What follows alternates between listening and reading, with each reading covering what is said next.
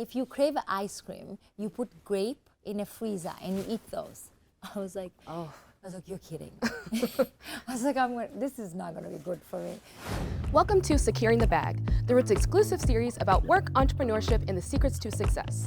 Today, we're joined by model, entrepreneur, and Real Housewife of New York City, Ubah Hassan. Welcome. Hi. So I want to get right into it. So you're originally from Somalia, Yes. And fled because of the Civil War, and then wound up in New York City. Yes. And in your CNN short film, you said you came to New York City with only $150 in your pocket after being scouted to be a model. So how did you navigate the modeling world when you first came to New York City? It's very easy because I live in a model's apartment. So in a model's apartment, everything is already paid. You get once a week allowance. I think they were giving us $150 or $250 a week. So it was tough because I miss my family, and New York is really big and loud to go to sleep at night. But other than that, it was really sweet that I wasn't doing it alone. And how did you know the right people to meet, the right people to talk to? How did you get from each place, each brand? It just snowballed. I believe when you put your head down, you do the work, the right people will come your way. And that's basically what happened to me. And in fashion industry, it's very easy because you have this casting where you go and, you meet client. If they like you, they hire you. If they like you, really, really like you, they keep rehiring you. If you are really selling, then they hire you again and again. And usually they hire the same models, the same hairdresser, the same art director. So you start forming like friendship. Let's go to dinner, let's go to lunch. And that's how you kind of build friendship from there. And usually like maybe a hairdresser will be in another job like in Paris or London. They'll be like, oh, we're looking for a black girl with a smile. Oh my God, you should call Ubah, her agent. Then you get a call all of a sudden you're on a plane going to London for a job because a hairdresser or a makeup artist recommended you, And what are some of the hardships you faced from being in the modeling industry? I think when I started modeling here in New York City, I did not know they were not really hiring like a lot of like minority. And I'm very gullible to these kind of things. I always thinking like, maybe you just didn't get picked or you didn't that. And then they did the all black issue. Iman and Bethan Hudson, they were very, very vocal about it. Like they want to see diversity and minority. Like now, I think we start seeing the fruit of their work. But when I start this industry, I didn't know this was what's going on. I'm always just like focus on me. Like, it's like just stay in your lane, work hard, show up, be polite. You can keep hiring because of your attitude or, you did a good job. I didn't know that there's other job, I wasn't getting it because of like how I looked, right? And how I look, like it wasn't because I don't look like a model, it was like because of my color or, it was really controversial and I was too gullible, too young, didn't speak very good English to even get involved or to know.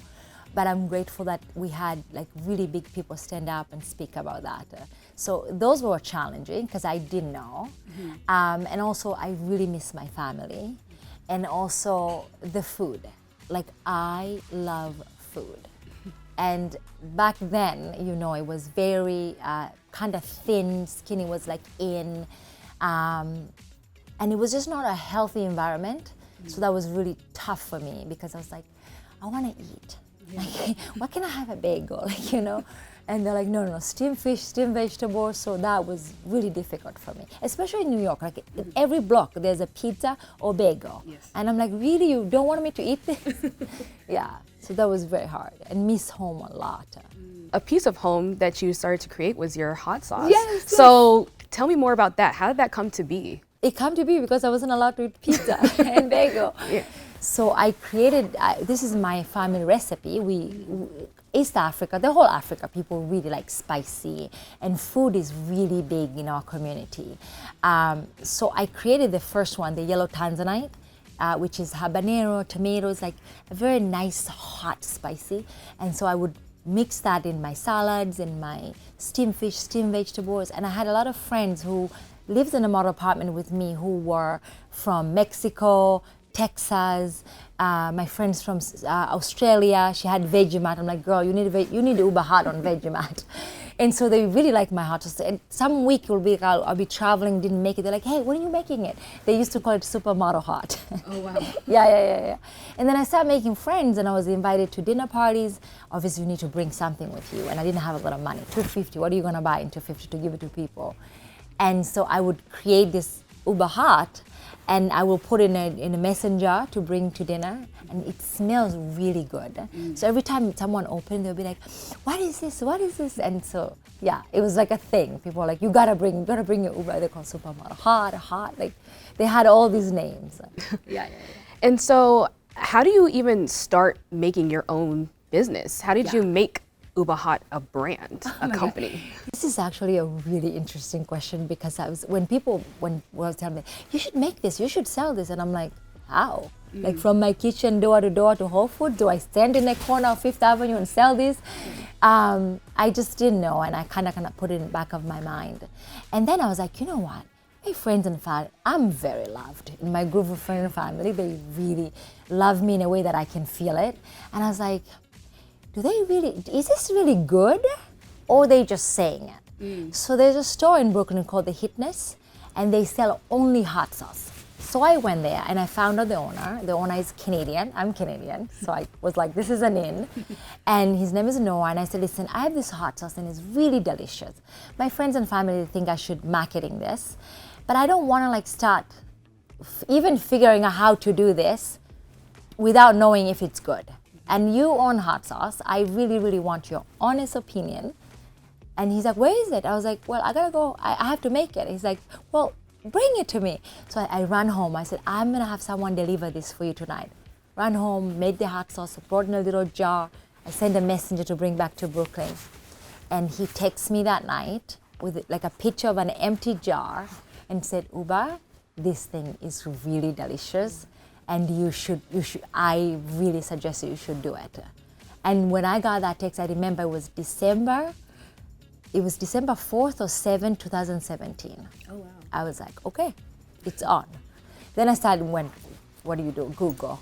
I'm like, how do you start hot sauce? And then I started researching, what are the top company of hot sauce, Tabasco, how much money their revenue, all these things. And there's a lot of, my dream is still be Tabasco, big.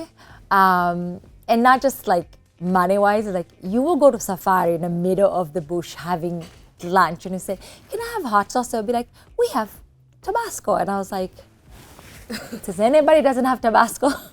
Yeah, so it's just to be that famous, like Coca-Cola, like Tabasco, it's my dream. I mean, Oprah loves it too. Oh, that was a dream. It wasn't a dream because I've never dreamt it. Yeah. It was something like a gift from above. And a lot of entrepreneurs, a lot of people have reached out to me and wanted to know how I did it. How did I get to Oprah favorites? I said, first of all, you cannot buy Oprah. Let's just start there, right? And second, there's no formula. It's like you getting an email that you're an Oprah favorite thing. Wow. You don't know how it got there. You don't know how it was reviewed, when. You don't know any of that. But if I can really give people advice how I got to Oprah favorite thing, I believe it's 1,000 little kindness that I have done to people, opening the door, holding someone, and little kindness that I've done to stranger my whole life. I think God was like, let's just draw this karma one day. And that's how I got Oprah favorite thing. So how do you feel about the way that you've been portrayed on screen so far? And what parts of your life are you hoping to show more of, or that we haven't seen yet? Okay. There was no portray.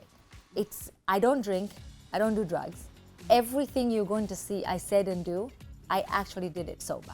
Maybe tired and sleepless, but it's literally, maybe they just had too many material. Maybe a lot of things are not gonna make it because it was too much of it. I think this is exactly what I did. I remember everything. First of all, I did not know I was that funny. I know my friends, they think that I'm very funny because I speak my mind. I just have no filter. Maybe I should figure out a way. Maybe more in my life, I should learn how to have a filter, right? And they haven't edited, they haven't done anything that I thought it wasn't represent who I was, because I did all those things. Yeah. You're gonna see a lot. And speaking of a lot, on the show you had a conversation about your mother, who unfortunately passed away in 2012. And what was the moment, and why was that the moment that you decided to share about her passing, and how did you feel about presenting all of that? Yeah, that was a very tough scene to shoot.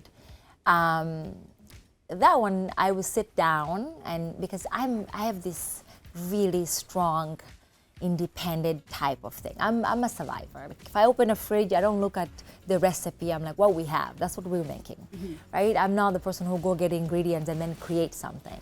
So I don't show vulnerability. Not that I don't have vulnerability, but I'm just like, okay, it's happening. What next? Where are we going? You know? And me talking about my mom, I knew it would be so much painful for me because I still have not grieved. I still have not talked about it. Maybe it would help someone else. But it wasn't so much of the people who already lost their mothers. I wanted to give a message for the people who have their mother and their parents. We know one day we're all gonna die. It's inevitable, right? Then why we cry when someone leaves? I think we cry because we wish we treated them different while they were here, right? So I hope me sharing it would save other people not to regret, right? I don't regret anything. I remember I told my mom I love her because we already told that she has 24 hours. The doctor told us that. We didn't believe because we didn't think the doctor were like, you're not God.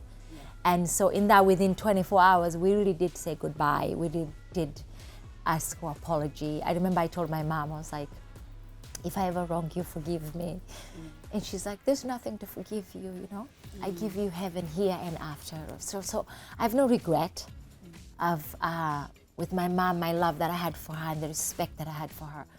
But for those who have their mothers, when you lose them, you're not gonna say, oh, I miss her. You're gonna meet her one day. We all believe that we'll meet our loved ones again.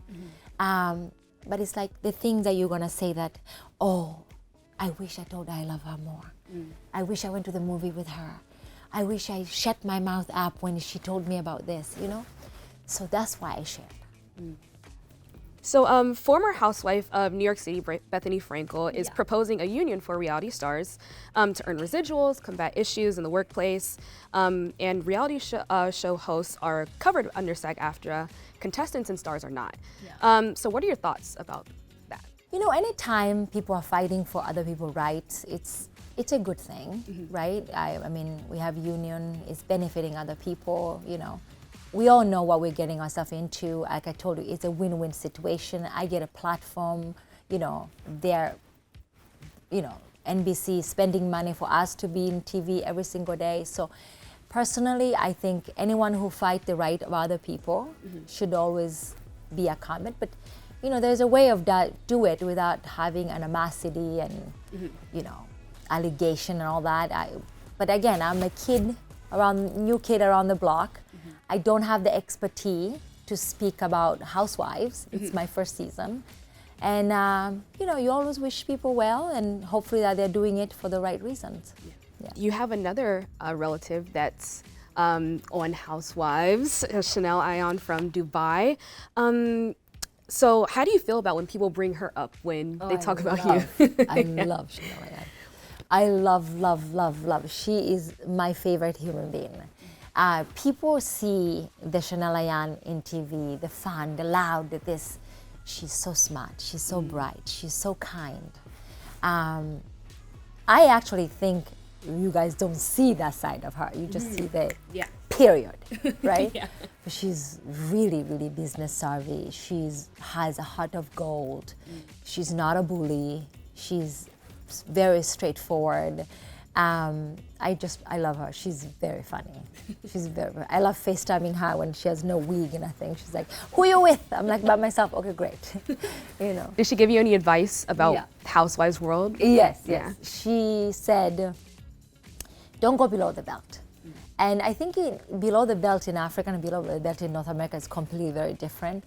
Below the belt in Africa, you can beat up somebody if you want to. But below the belt is like, don't touch the kids, don't touch the wives, don't touch the husband, the mothers, like family, do not. Like, don't talk about people, kids, don't talk about people, life, marriage, stay away from that, you know. But everything else, she knows it's a go. Yeah. And so lastly, what was the moment that you felt you secured the bag? And what's next for you? When you say secure the bag, like the day that I cash in? It could be that. Yeah. It could be the moment that you felt like I made it. Yeah. It could be, maybe it hasn't happened yet. Maybe you still feel like you have something bigger in the works. I think I feel I secure the bag just the minute I wake up in the morning. Wow. You know, I'm just like, I live in New York City. I have zero person telling me what to do, when to do. Literally, I can go to the airport right now and travel whatever I want to. I don't even have a cat to worry that who's gonna take care of.